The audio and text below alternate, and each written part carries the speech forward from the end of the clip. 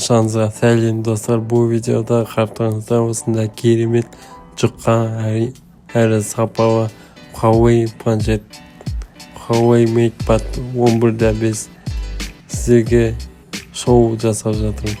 Бұл планшет өте жеңіл, өте ыңғайлы. Корпустың жұқалығы 6.1 мм.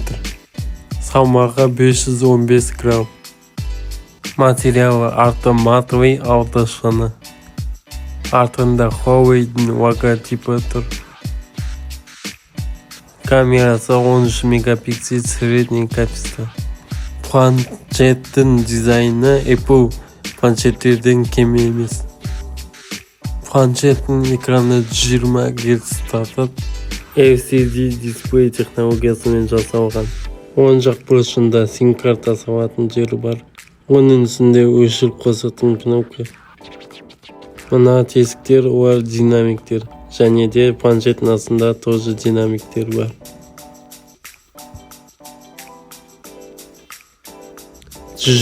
Гц өте жылдам көрініп тұр. Артқы камерасы 13 мегапиксель, ал алдыңғы 8 мегапиксель.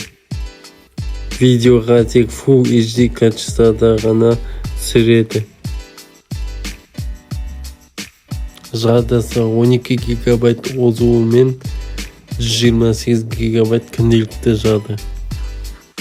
Операция жүйесі Harmony OS жүйе тұр.